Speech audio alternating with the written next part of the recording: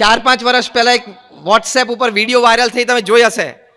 મુંબઈના એક બહુ જ ધનાઢ્ય વ્યક્તિ, શૂટિંગ્સ એન્ડ શર્ટિંગ્સના માલિક, 20,000 કરોડનું એમ્પાયર, એમના દીકરાને એમને પરદેશ ભણાવેલા, ખૂબ સારું શિક્ષણ આપેલું, પણ સંસ્કારમાં ક્યાંક કમી રહી ગઈ હશે.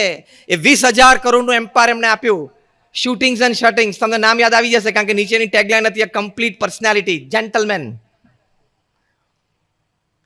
પછી જે કંઈ પ્રસંગો બન્યા હશે ઘરમાં, પણ એ સંતાને એના બાપને ઘરમાંથી કાઢી મૂક્યા, એક 2 BHK ફ્લેટ રેન્ટ કરી આપ્યો, ત્યાં એક ડ્રાઈવરને કુક આપી દીધો, અને આ પિતાએ પોતાની સેલ્ફી વિડીયો રડતા રડતા જાહેર કરેલી.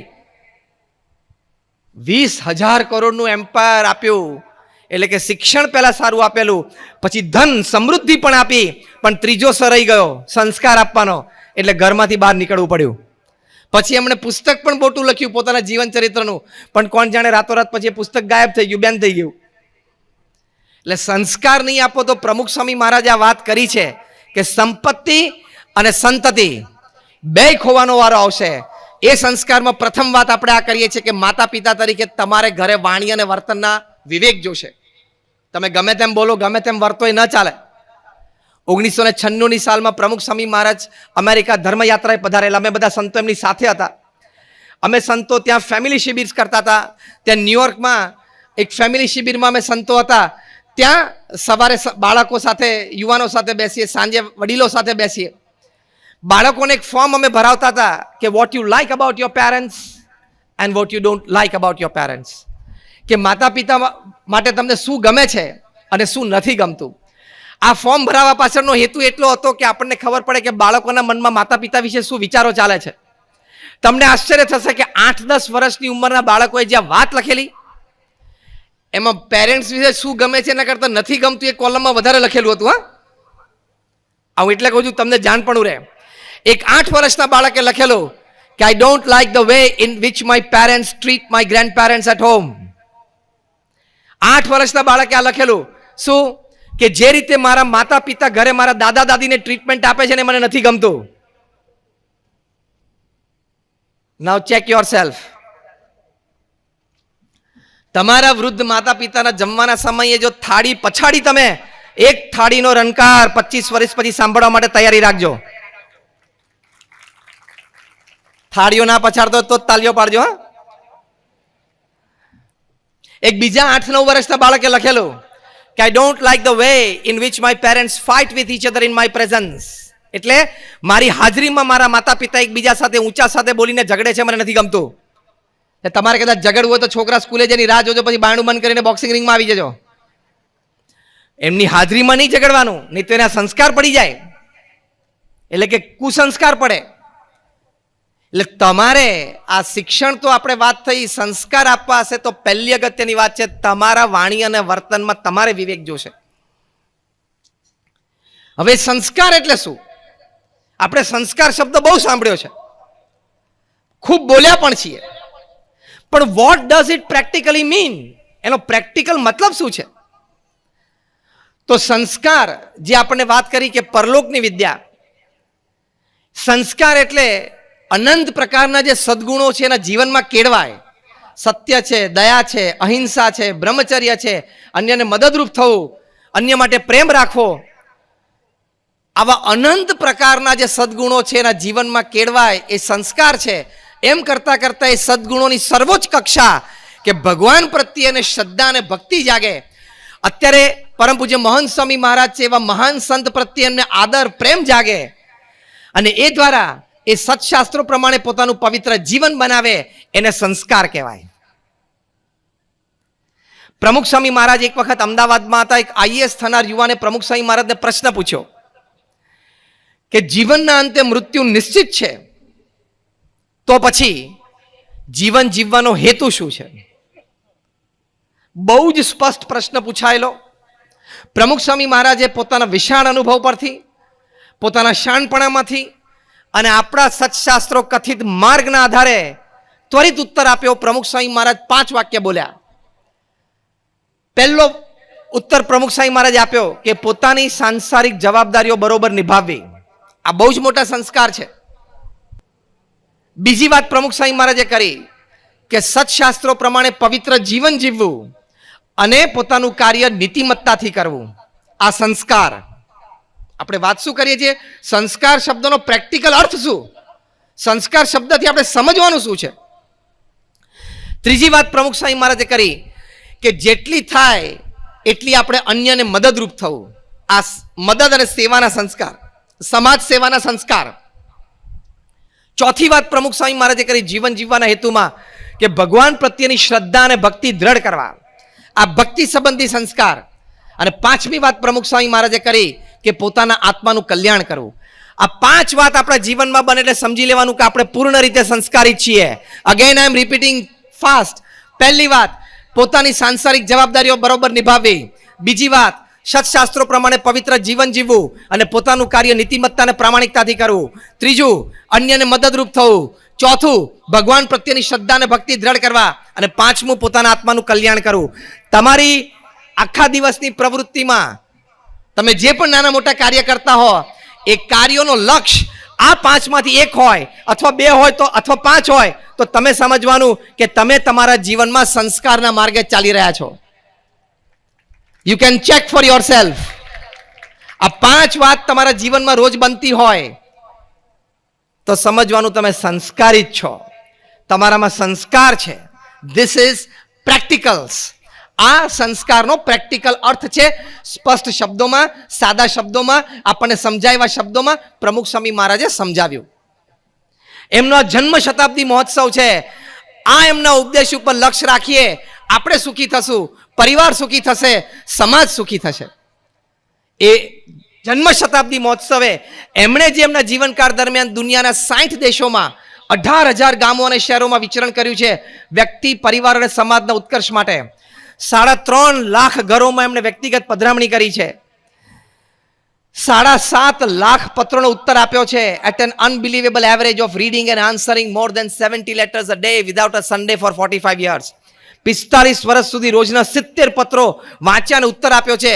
પ્રમુખ સ્વામી એના જીવનમાં રવિવાર જોયો જ નથી. For him Sunday was a double Monday. રવિવારે ડબલ મંડે જેવું કામ કરતા હતા એ. કારણ કે લોકોને રજા હોય ત્યારે એમની પાસે આવે. સોમવાર તો સોમવાર હતો જ એમને, રવિવારે એમને ડબલ સોમવાર જેવો હતો. પ્રચંડ પુરુષાર્થ.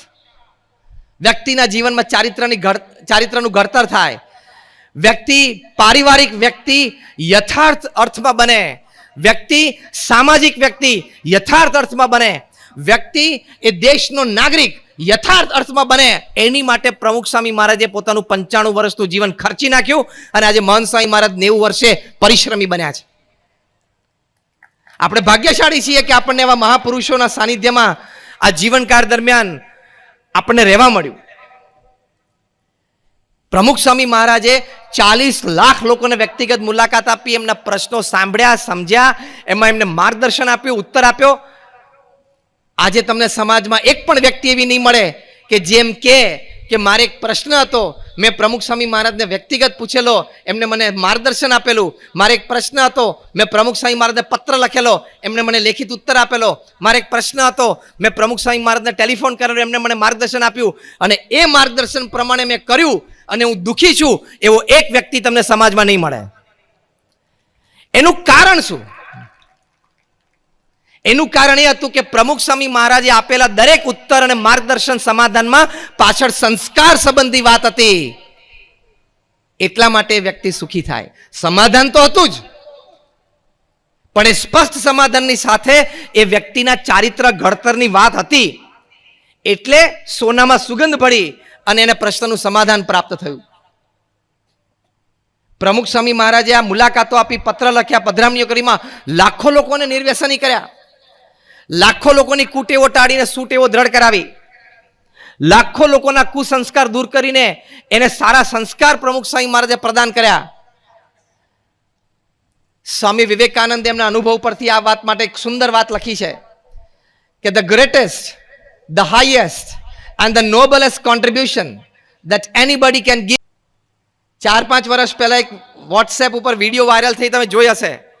મુંબઈના એક બહુ જ ધનાઢ્ય વ્યક્તિ, શૂટિંગ્સ એન્ડ શર્ટિંગ્સના માલિક, 20,000 કરોડનું એમ્પાયર. એમના દીકરાને એમને પરદેશ ભણાવેલા, ખૂબ સારું શિક્ષણ આપેલું, પણ સંસ્કારમાં ક્યાંક કમી રહી ગઈ હશે. એ 20,000 કરોડનું એમ્પાયર એમને આપ્યું, શૂટિંગ્સ એન્ડ શટિંગ્સ, તમને નામ યાદ આવી જશે કારણ કે નીચેની ટેગલાઈન હતી કમ્પ્લીટ પર્સનાલિટી, જેન્ટલમેન. પછી જે કંઈ પ્રસંગો બન્યા હશે ઘરમાં પણ એ સંતાને એના બાપને ઘરમાંથી કાઢી મૂક્યા, એક 2 BHK ફ્લેટ રેન્ટ કરી આપ્યો, ત્યાં એક ડ્રાઈવરને કુક આપી દીધો, અને આ પિતાએ પોતાની સેલ્ફી વિડીયો રડતા રડતા જાહેર કરેલી.